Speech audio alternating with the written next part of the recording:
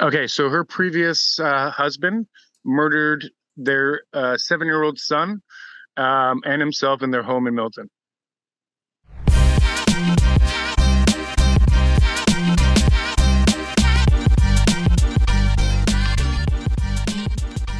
How long have you been together? Talk to me about that.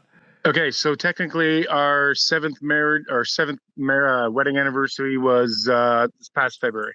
Okay, good. But you've known each other since 15, Since right? 15, yeah. Okay, But we've good. been separate. We've been separated for 2 years. Okay, so you've been separated for 2 years. Yeah, and we Okay, have and a 7-year-old girl. when did the problem start? How long have you been dealing with issues inside of your relationship? Um, for probably at least 4 years. 4 years. All right, so So, you've been married, you were married, so you've been married for 7 years. so yeah, we were married for 7 years. This past February would have been our eighth. Got We it. have a daughter who is 7. Okay. Um, do you want to know her backstory? Not yet. All right. So All right. I'll ask for sure. I mean, I'm sure it's going The, to get the great. entire relationship was based on trauma. The entire really. Okay. So tell me more about that. Okay, so her previous husband murdered their 7-year-old son and himself in their home in Milton. Say what? Okay. Yeah. All right. So, wow. All right. And so that happened to her previous relationship. And then how'd you guys reconnect? We were already talking because we became closer friends, and we did kind of sleep together a couple times Mhm. while she was still married. But she said that the marriage was over, and I was like, okay. And she like, I've known her, and I'm an empath, and I can read people, and I'm like, oh yeah, you're done with this guy. Like, Right. so, anyways, that all happened. I was like the third person to find out, and I know the family. So he was at a friend's cottage actually with another guy, and so they came back, and then I went over to the family's house, and her parents are like, because she had her place in Milton, the police had to do their whole staboodle, whatever. They had to clean the house, all that. And so She went you were back. there for her and you helped her through that. Oh yeah, I slept on a two-seat. She slept on the main couch in the living room, and I slept. Her mother actually put me on suicide watch, and I barely slept for about a month and a half.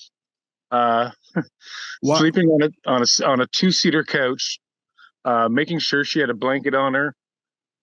Um, I always had a fish channel on. You know, fish channel. Yeah. Um, I barely slept for a month. Anyways, it was my time for me to go, so I left, and I got my own place. Yeah. Um, and then we were still talking and stuff, and then uh, I wanted to get her away, so I took her to a cottage. We started connecting again, and then things kind of progressed a bit over about a year and a half. It was my birthday. We went to Niagara Falls.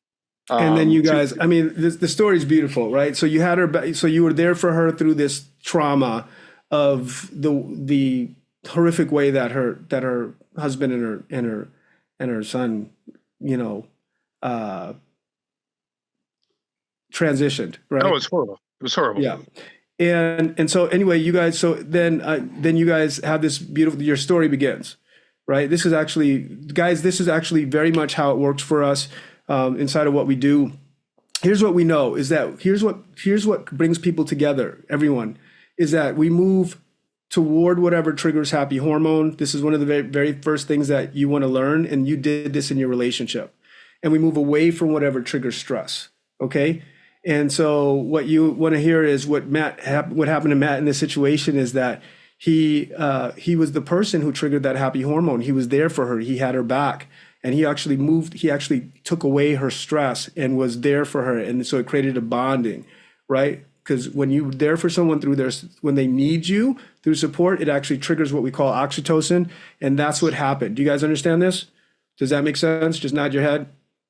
And so the other thing that what you understand is that in your relationship, you triggered happy hormone in your partner, all right? Your partner's with you not because of who you are, but because of how they feel when they're with you. Does that make sense? Think about it. Well, you felt good about being with your partner when you were with them, and so you wanted to be with them more. And that's how it works. And then they felt the same thing when they were with you. And then you say, oh my gosh, I just want to spend all my time with you. That's how it works. How many of you raise your hand if you can actually say that 100% that's the way that it is, right? You know that that's the way relationships work. And so the last thing is, man, I'm going to get right back to it. I just want to make sure I bring people up, into the conversation, is that what happens over time is that stress starts coming in. And then, the stress is what we push away from. Stress starts coming in. We stop triggering the happy hormone the way that we used to. And guess what happens? They go away. They no longer want to be here. And it's subconscious. It's just the way that it is. So you can't convince your partner to be with you. You understand that? You can't convince them to come back. The only thing that you can do is that you can trigger those happy hormones. You can trigger the happy hormone and you can take away the stress. And that's the whole shebang. The way that you did in the beginning is the bottom line. And so that's where we're at, Matt, inside of this conversation. But keep going, brother, because you're doing really good. Guys, give it up for Matt so far, right? Keep going. Yeah. So let me ask you something specific. All right. So beautiful, beautiful start to the story. You guys know each other since since you're 15. You get to this place, you're there for her. You literally are there for her. Like most people are never there for another human being, like ever in their life, and never have someone be there for them in their entire lives. Mm-hmm. And so that you connect on this deep level. You have a 7-year-old. You take this tragedy and you create miracle, right? Your daughter, right? And no, there was a lot more tragedy within our marriage as well. Okay. All right, so there was more tragedy inside the marriage, but kind of get me, I may come back to that, but kind of tell me, what is it that happened that kind of took us from this beautiful story of you guys having each other's back to the other side? When did it start turning, right? So I'll say it was probably during the pandemic. I really, I didn't really buy into it at first. But everything's very stressful. And like as an empath, you feel a lot of energies around you. Yes. You get it comes overbearing. I started getting anxiety attacks, and I was doing construction at the time, and I'm like 15 feet on a ladder, and my legs are shaking. I'm sweating. My heart's racing. And I'm like, what? Excuse my language, but I'm like, what the fuck is going on? Like, I'm born in 1977. I'm not a soy boy. Like me too, bro. You know what I mean? I used to jump off ramps, smash my knuckles, and be accused of being in fistfights. You know what I mean? Man. I'm like freaking out. Like, what's going on?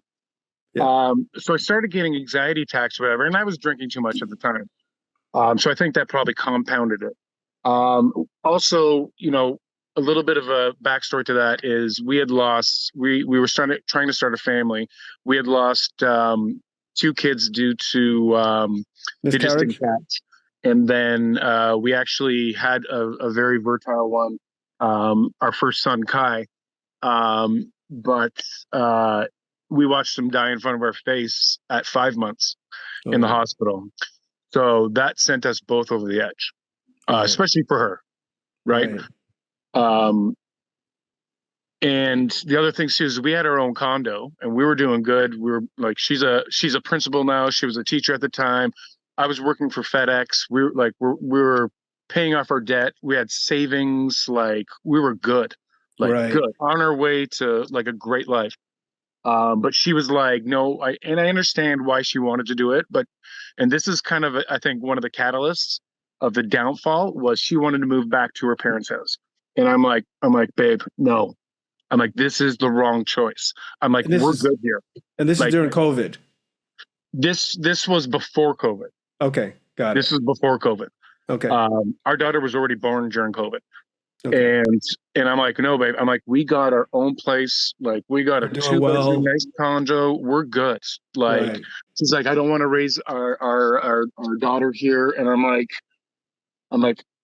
please. Like, and I knew she tricked me. Like, she was like, the week before, she's like, don't make me move back to my parents. And I'm like, trust me.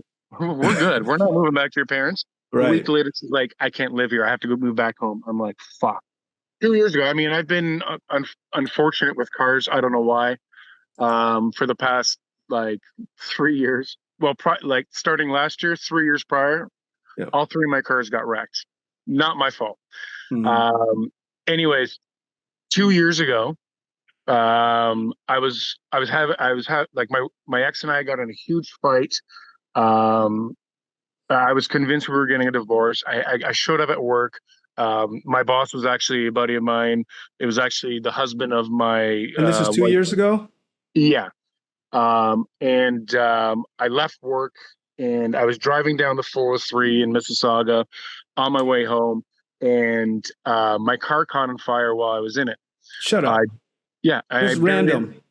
Yeah, the firefighter said the fuel line must have came off, and I literally escaped with like my life. It Thank was. God. I was in the. I could show you pictures. I was in the car and flames are shooting out of the dashboard. I Right. had like 10 seconds before I was dead. So take me to Um, your wife, man. So like take me back. so So this that, happens, and then that what was so happens? this is all what transpired. Okay. So that was the day, and And that was I 2 years ago? yeah. So Okay. I called my wife and I said I was just in a car fire. I'm on the side of the 403. She's like, "Holy, I'm on my Right. way." She met Right. me on the highway. She looked me in the eye. She's like, "I'm never gonna leave you." Yeah.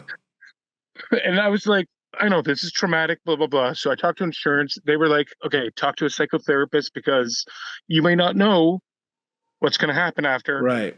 The impact Yeah. And I was like, psychologically. I'm a, a tough guy, right? So I'm like, Right. I'm good. And the psychotherapist is just like, Matt, trust me, you're not good.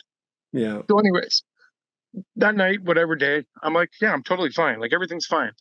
I woke up the next morning. I couldn't even move. Couldn't even move. And I told my wife, I said, either take me to my cousins or take me to Terrence, which is her best friend, and I've Okay. known. So listen, here's the thing, okay? Literally, we could be here for 3 hours and we could Okay, have okay, this conversation. yeah. No, stay with me. Just let me talk. Okay? Is that you're doing great. It's just the reality is that we don't have the time that's going to take to go through all of these, and I need to know the points of Gotcha, contention, the gotcha. points that actually broke the Yep, relationship up. I told you I could take the whole time. I know, brother. Anyways, so Yeah. what happened was I cheated on my wife. Okay, got it. Thank you. Right? That's it, right? So what happened? So how long ago did that happen? It was only one time, and I it know, but wasn't when did it happen? the next day after the car fire. Okay, next day after the car fire. Okay, I got it. And yeah, and I got it. And I really do hear you, by the way, that, that was, But it it's not wasn't who like you are. I It didn't have was sex with random. the It's like person. out of left field for you, Exactly, thing that happened. 100%. Okay, so to just give me a rundown. How did that happen? Oh, I was a mess, and my wife's best friend's like a raging alcoholic, and I wasn't drinking, but I was like my head was not right. I masturbated in front of her friend. Okay, I got it. So her friend was there. You were you intoxicated as well? No, not at all. Okay, you weren't intoxicated. Her friend's there. She's intoxicated, and you masturbated in front of her friend. Thank Yeah, you. Yeah, that's what happened. yeah, Okay, cool. And then she goes back and she tells your wife. yeah. What happens next? Do you go back and tell her? Like, what happens after that? No, we were still together um, at her parents' house, and then her friend told her, and then she lost her crap on me Right, and started hitting me, and I'm like, what the hell? Like I would never. right. I understand being upset, but never lay your hands on a person. After that, did you guys stay together? Yeah, but there was just fight after fight. But her cousin stole $1,100 cash from me because I was buying a new car, and then Uh, her and her parents accused me of stealing my own money. So we got in a massive did fight. you try to take the money back from her cousin? Is that what happened? Oh no, no, no! The whole family was over the weekend So, before, and right. her cousin's wife, who they're no longer together because he So realized how did they accuse you of stealing money if you didn't steal money? If you didn't get the money because back? they're crazy. Okay. All Like right. I got it. so we have a joint Yeah. bank account. So my ex took the money for me to purchase my new car out of the Uh, bank cash, right. right? Right. And then whatever her it was on a Friday. Her whole family was over on the Matt, weekend. can I tell you something? Yeah, Stop calling her your ex if you want her back. yeah, that's a good point. Stop calling your partner your ex if you want them back. Okay, I promise you that is not the way to go. All right, it's setting yourself. It's telling you, and it's creating a reality. X X X X X, And it literally is creating that and reinforcing that your partner will be your ex and will stay your ex is the bottom line. Does that make sense? Yeah. So don't call her that, so let's call her, what's her name? Yeah, that's it. Yeah. Just, call her name is the bottom line. And that will, no more X. How about that? Will that make a difference? 100%. Yeah. Promise me you won't do that anymore. Okay. Words are vibration. Man, just more than you know, right? Not even just out here, but even for you, the truth, our own truth. Yeah. Yep. Okay, cool. Awesome. Keep going. So that happened. And then now they're blaming you for the money. What was the moment where did she kick you out or did you leave? What happened?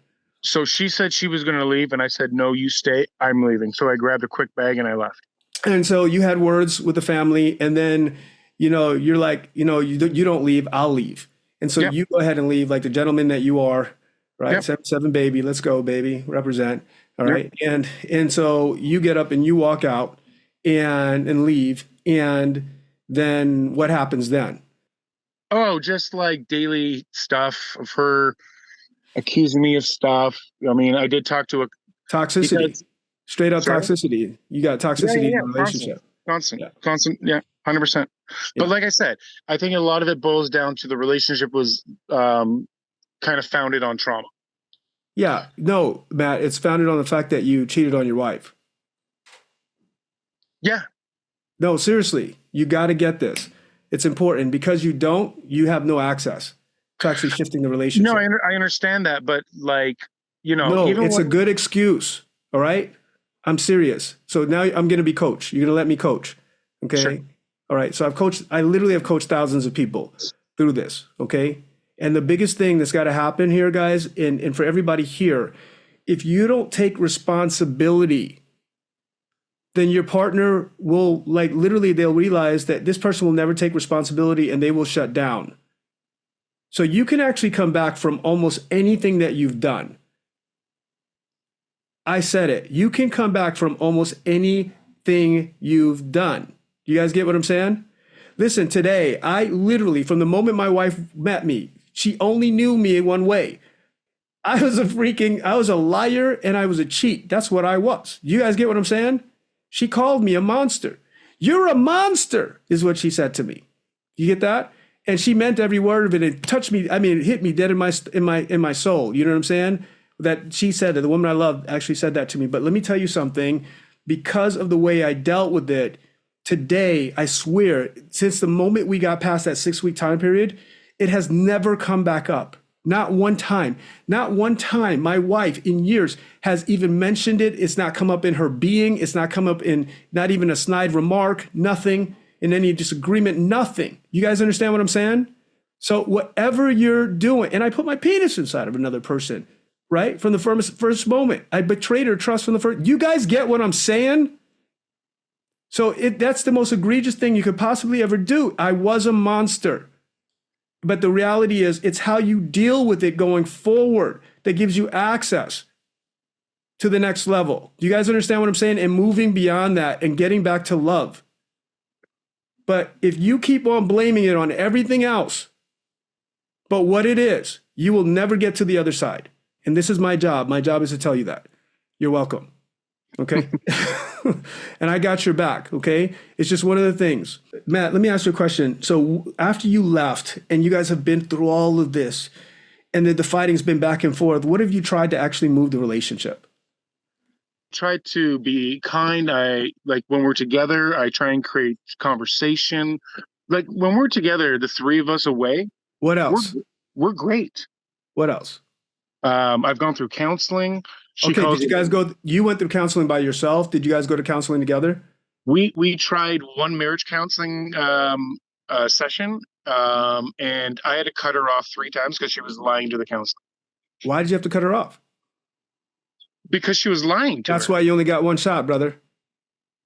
I know. I'm gonna tell you, but it's the truth, right? But I understand that. But like, what am I Matt, supposed to do? bro, let me tell you, guys, everybody, it makes sense to you.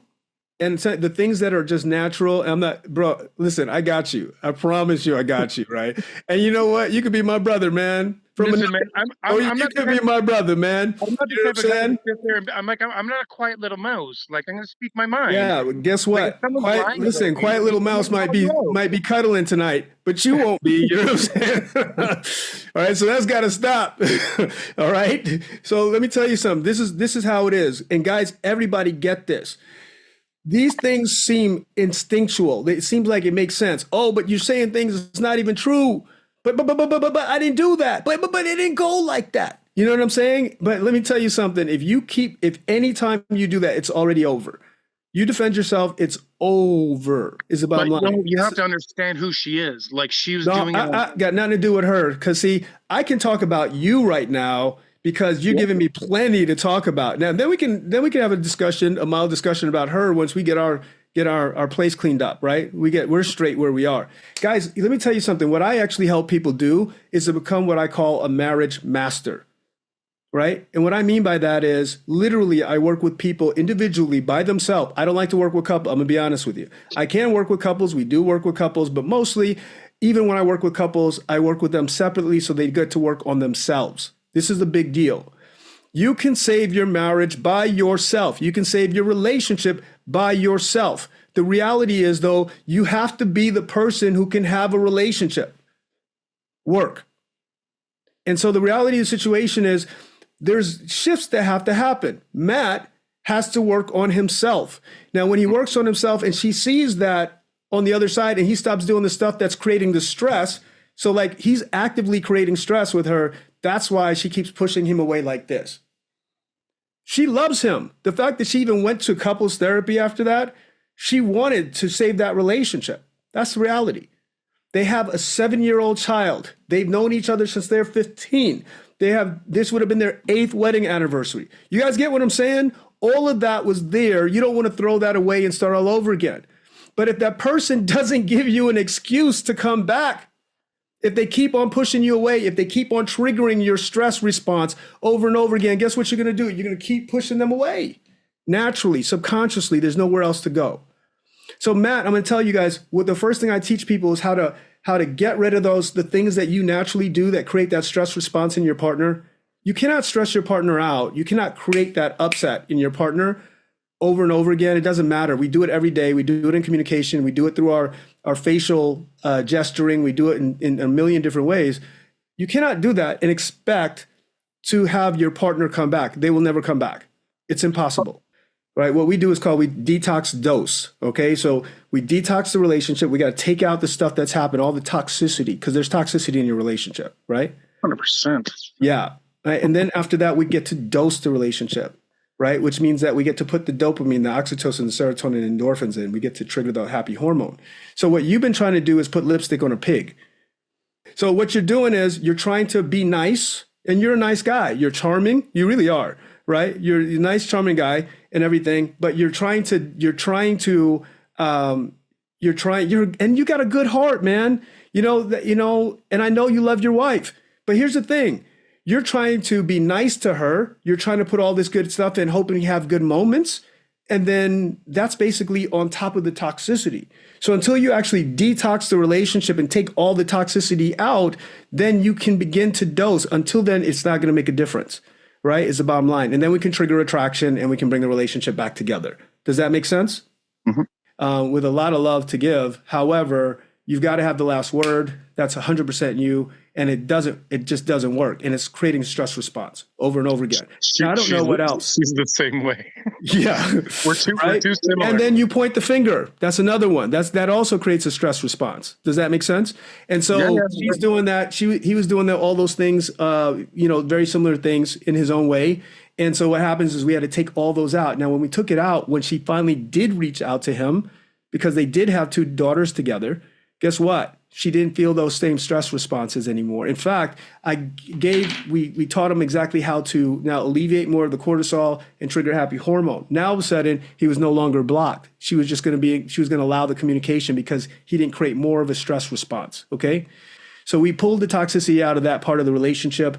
And then we started dosing it. We started triggering happy hormone. When we started doing things that left her, feeling that bond, that bond that you created with her in the beginning, feeling those things, doing things actively, what we call dose triggering events that are going to have her trigger that happy hormone. You did that in the beginning without knowing. Does that make sense, Matt? Yeah. You can totally shift your relationship, but you got to first shift Matt. And it can't be about her, right? Does that make sense? 100%. I got a lot of work to do on myself. I need to focus on me being a better man, not just for her, but for me. And if I truly do care about her and want this marriage to work, maybe the time apart is a good thing. So that at some point she can see the man that I've become, and maybe be a family again. Yeah, Matt, you can actually move. I believe that you can save your marriage, but it's going to take radical action on your part. Based upon my experience, because you have proximity, you have contact, and because of your specific profile, what happened in your relationship that I know of, you can absolutely save your marriage. Stop blaming. Stop pointing the finger at her. Number two, start looking at who am I being and how am I triggering that response in her over and over again. Those are the biggest things I could give him in an hour time period. Does that make sense? And he's got to stop doing that. He's got to start looking at the ways that he's doing it. He literally is triggering a stress response. If I can get him to do that, then the inflammation of the relationship starts going down automatically, okay? And that inflammation starts going down, now the healing can begin of the relationship. Does that make sense, Matt? 100%.